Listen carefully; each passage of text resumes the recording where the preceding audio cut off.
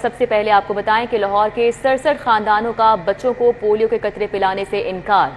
महकमा सेहत और डीसी राफे हैदर का बरवक्त एक्शन। वालिदैन को कायल करके बच्चों को पोलियो के कतरे पिलाए गए।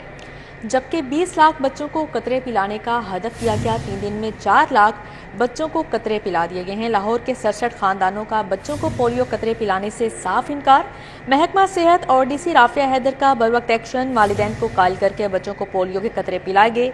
जबकि 20 लाख बच्चों को कतरे पिलाने का हदफ। 3 दिन में 4 लाख बच्चों को कतरे पिला दिए गए हैं।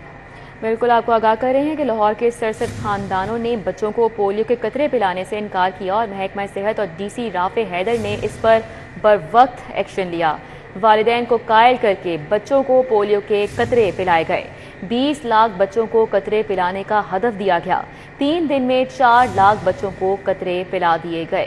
तो 67 ऐसे खानदान थे जिनकी जानिब से बच्चों को पोलियो के कतरे पिलाने से इनकार किया गया और इस पर महकमा सेहत और डीसी राफे हैदर ने बरवक्त एक्शन लेते हुए वालिदैन को कायल किया और इन बच्चों को पोलियो के कतरे पिलाए गए। औरतों और बच्चों के साथ होने वाले तशद्दुद रेप के मुकदमात की फौरी समाअत के लिए मिनिस्ट्री ऑफ लाहौर की हिदायत पर स्पेशल अदालतें कायम की गई हैं।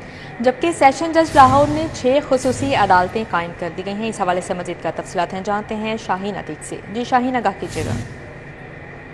औरतों और बच्चों पर होने वाले तशद्दुद के मुकदमात की समाअत के लिए खसूसी तौर पर जो है वो 6 अदालतें लाहौर में कायम कर दी गई हैं। ये अदालतें जो है ये मिनिस्ट्री ऑफ लॉ की तरफ से बाकायदा एक नोटिफिकेशन जारी किया गया था जिसमें कहा गया था कि anti rape investigation and trial act 2021 के तहत एक कानून जो है वो पास हुआ था, जिसके तहत जो तशद्दुद के केसेस हैं औरतों पर और बच्चों पर इनकी खसूसी जो है ना अदालतें बनाई जाए ताकि जो रेशो बढ़ रही है उसको फौरी तौर पर जो है वो रोका जा सके। इन अहकामात की रोशनी में लाहौर हाई कोर्ट को मिनिस्ट्री ऑफ लॉ का जो है वो लेटर मिला, जिस पर सेशन जज लाहौर को हदायत की गई थी कि वो 6 अदालतें जो है वो लाहौर में कायम करें और उन्होंने बाकायदा अदालतें जो है वो कायम कर दी हैं। अब इन अदालतों में केसों को मुंतकिल करने के लिए लिस्टें जो है वो बनाई जा रही हैं। इससे पहले भी सेशन कोर्ट में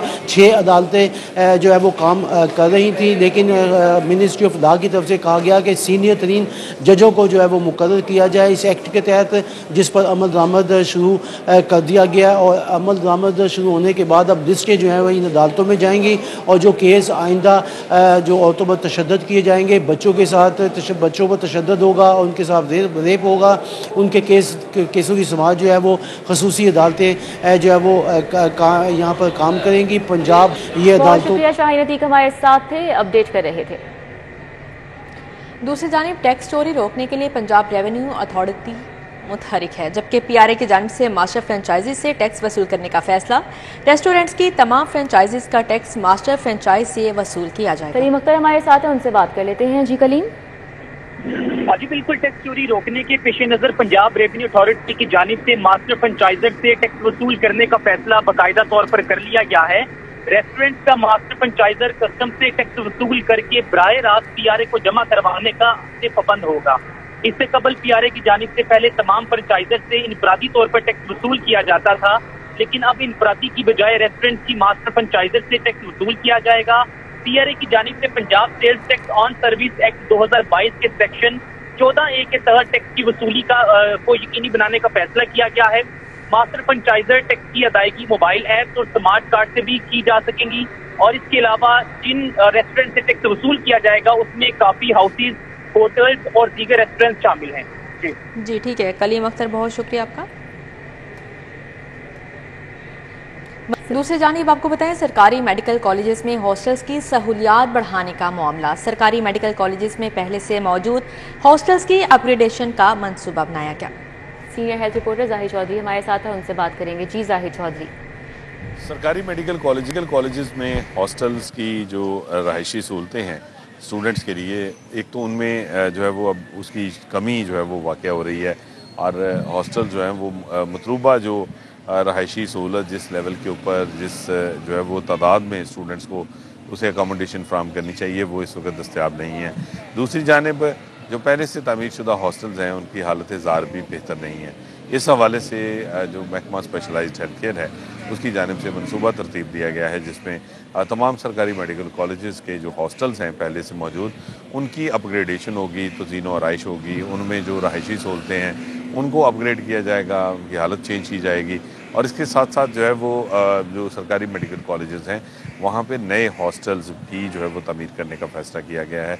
मजमूई तौर पर इस मंसूबे पर 2.5 अरब रुपए तक लागत आएगी और इससे जो है वो जो पहले से रहायशी सहूलतें हैं, क्योंकि अरसा दराज से जो है वो ये हॉस्टल जो है वो सरकारी मेडिकल कॉलेजेस में कायम है और उसकी वजह से जो है वो अब ये काफ़ी हद तक इनकी इमारतें डिटीरियोरेट हो चुकी हैं, इनमें जो रहायशी सहूलतें हैं वो अब जो है वो काफ़ी जो है वो कम हो चुकी हैं, कंप्रोमाइज़ हैं, जिसकी वजह से जो है वो इनको अपग्रेड करना बहुत ज़रूरी हो चुका था और गुज़श्ता कई सालों से इसकी जानिब जो है वो तवज्जो दिलवाई जा रही थी, लेकिन ये हो नहीं पा रहा था। अब जो है वो एक मरतबा फिर जो है वो महकमा स्पेशलाइज्ड हेल्थ केयर जो है वो उसको ख्याल आया है और उसकी जानिब से अब इन सरकारी मेडिकल कॉलेजेस के जो हॉस्टल्स उनकी जी ठीक है। जाहिर चौधरी, बहुत शुक्रिया आपका। यूनिवर्सिटी ऑफ हेल्थ साइंसेज के बोर्ड ऑफ स्टडीज़ नर्सिंग का इजलास हुआ। Vice chancellor UHS professor Ahsan Waheed Rathore ने सदारत की। गुज़िश्ता साल सितंबर-अक्टूबर में दाखिल होने वाले तलबा का इम्तिहान लेने का फैसला किया गया। 2022 में सरकारी कॉलेजेस में BSc नर्सिंग के दाखिले 2 मराहिल में हुए। मार्च-अप्रैल में दाखिल होने वाले तलबा ने सालाना और सप्लीमेंट्री इम्तिहानात में शिरकत की। सितंबर-अक्टूबर में दाखिल होने वाले तलबा को दोनों इम्तिहानात में बैठने का चांस नहीं मिला।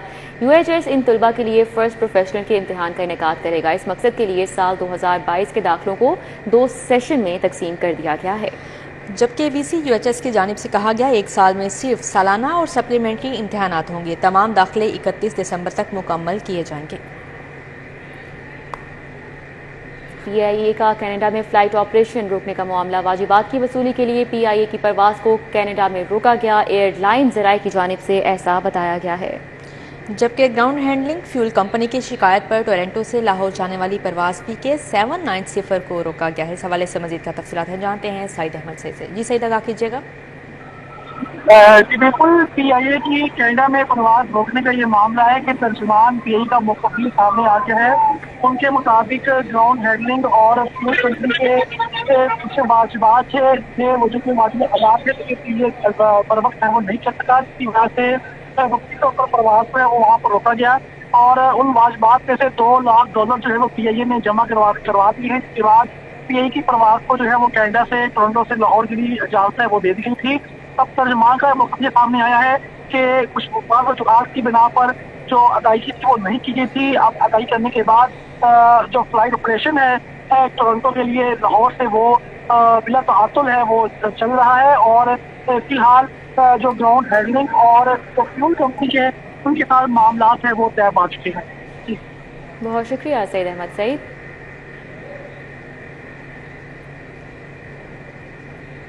आगे बढ़ते हुए आपको बताएं, पुलिस के 24 अफसरान और अहलकारों को Quaid-e-Azam police medal, Pakistan police medal देने की मंजूरी दे दी गई। खतरनाक मुजरिमान, दहशतगर्दों से मुकाबले, पुलिस मुकाबले में शहीद, बहादुरी दिखाने वालों के नाम शामिल हैं।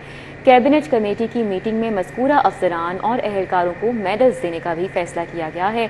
मेडल्स हासिल करने वालों में कॉर्पोरल मुदस्सिर अहमद, मोहम्मद अली कैसर, अजहर अली, ईसा खान और मुशाहिद शफीक शामिल हैं। जबकि inspector Munir Ahmad, Mohammad Aslam, sub inspector Khalid Nawaz, inspector Amir Shaheen शामिल हैं। DPO बिहाड़ी मोहम्मद ईसा खान, शहीद सब इंस्पेक्टर सरवर खान, शहीद ड्राइवर कांस्टेबल आसिफ रजा शामिल हैं। Constable Ilahi Bakhsh, constable Sajjad Ali, constable Khurshid Ahmad, साबिक DPO रहीम यार खान, अख्तर फारूक भी शामिल हैं। ESP Shahzeb, sub inspector Naveed Nawaz Wahla, head constable Mohammad Sharif भी शामिल हैं। कांस्टेबल मुदस्सर अली, कांस्टेबल मोहम्मद अरसलान और शहीद कांस्टेबल अदनान एहसान भी शामिल हैं। मज़कूर अफसरान और अहलकारों को आइंदा तकरीब में सदर पाकिस्तान मेडल से नवाजेंगे। पुलिस के 24 अफसरान और अहलकारों को Quaid-e-Azam police medal, Pakistan police medal देने की बाकायदा मंजूरी दे दी गई है। जबकि खतरनाक मुजरिमान, दहशतगर्दों से मुकाबले और पुलिस मुकाबले में शहीद, बहादुरी दिखाने वालों के नाम इसमें शामिल हैं।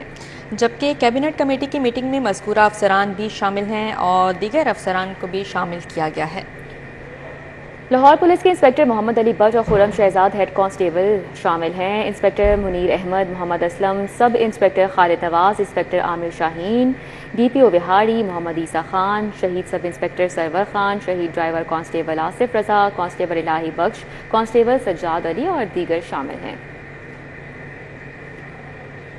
प्रोफेसर महमूद अयाज और एम्पैथोलॉजी हेड प्रोफेसर मोहम्मद मोइन का कहना है कि डेंगू और अशूबे चश्म पर सेमिनार का मकसद लोगों को उन बीमारियों के बारे शऊर और आगाही देना है।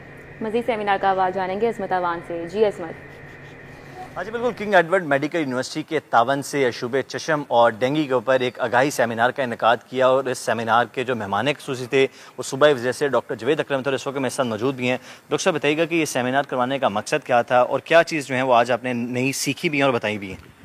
बहुत शुक्रिया जी। देखें, किंग एडवर्ड मेडिकल कॉलेज और अब यूनिवर्सिटी हमारा एल्मा मैटर है। हम सब जो भी हैं जहाँ भी हैं इसी की तफ़ैल हैं। और महमूद अयाज साहब ने जब से इधर चार्ज संभाला बहुत सारी एक्टिविटीज़ माशाल्लाह जनरेट हो रही हैं और यही मकसद है कि ब्रांड करना इंस्टीट्यूट को, और वो बहुत बेहतरीन तरीके से हो रहा है। ज़ाहिर है आजकल हम डेंगू के सीज़न से गुज़र रहे हैं। होपफुली ये ख़त्म होने वाला है सीज़न, क्योंकि थोड़ी सी सर्दी होती जा रही है। रात को शायद ब्रीडिंग वाला टेम्परेचर नहीं रहता लेकिन दिन को होता है, तो अभी भी एहतियात बहुत ज़रूरी है। जनवरी के वस्त तक ये केसेस आते रहेंगे। सर सब क्या कहेंगे, एक बड़ा ज़बरदस्त सेमिनार हुआ, मिनिस्टर्स ने शिरकत की है, तो क्या कहेंगे इस पर? जी, इसमें इस तरह है कि ये देखिए, जब माशरे में कोई वबा फैलती है ना, तो सबसे पहला काम जो डॉक्टर्स का, तिब के शोबे से जुड़े हुए जो लोग हैं, उनका पहला काम होता है कि उसके बारे में आगाही पैदा की जाए। जब आगाही आ जाती है फिर पब्लिक को ये शऊर दिया जाता है कि ये कोई ऐसी बीमारी नहीं है जिसमें बहुत ज़्यादा खौफज़दा होने की ज़रूरत है। पब्लिक को और पैरामेडिक्स को और डॉक्टर्स को, नर्सेस को ट्रेन किया जाता है। बर वक्त इलाज हो रहा है। इस वक्त हमारे साथ ऑप्थेमोलॉजी किंग एडवर्ड मेडिकल यूनिवर्सिटी के जो हेड प्रोफेसर मोइन साहब हैं। प्रोफेसर साहब आपसे सिर्फ एक ही सवाल पूछेंगे, शुबे चश्म का बहुत ज़्यादा आजकल जो है वो शोर शराबा है, ये शुबे चश्म कब तक रहेगा और कितने दिन हमने मजीद एहतियात करने की ज़रूरत है? देखिए, शुबे चश्म बहुत तेज़ी से फैला और इस बार मेरे ख्याल में वायरस का जो स्ट्रेन है वो हमारे पास कुछ चेंज हुआ है, जिसकी वजह से इसकी इन्फेक्टिविटी बहुत बढ़ गई है। और ये नॉर्मली इस वक्त, जिस वक्त मौसम, इस वक्त बारिशें होती हैं और गर्म वेदर होता है, उस वक्त ज़्यादा होता है। तो मौसम बेहतर हो रहा है, तो मेरे ख्याल में अक्टूबर के आखिर तक बेहतर हो जाना चाहिए और हमें एहतियात इसकी फिर भी करनी चाहिए। अच्छा, बिल्कुल एहतियात हमें उसकी फिर भी करनी चाहिए। हमारे साथ यहाँ पर सुबह जैसे doctor Javed Akram, vice chancellor professor Mahmood Ayaz और ऑप्थेमोलॉजी के डॉक्टर मोइन हमारे साथ मौजूद थे। उनकी जानिब से कहा जा रहा था कि इस सेमिनार करवाने का यही मकसद है कि लोगों को प्रिवेंशन के बारे में बताया जाए, कि लोगों को बर वक्त हम जो एहतियाती तदबीर के बारे में बताया जाए, कि लोग उसी बर वक्त एहतियाती तदबीर पर अमल दरामद करके डेंगू से और ख़ासकर शुबे चश्म से भी बचें। जी ठीक है अस्मत अमान, बहुत शुक्रिया आपका। न्यूज़ स्टूडियो से फिर वक्त इतना ही। देखते रहिए सिटी 42।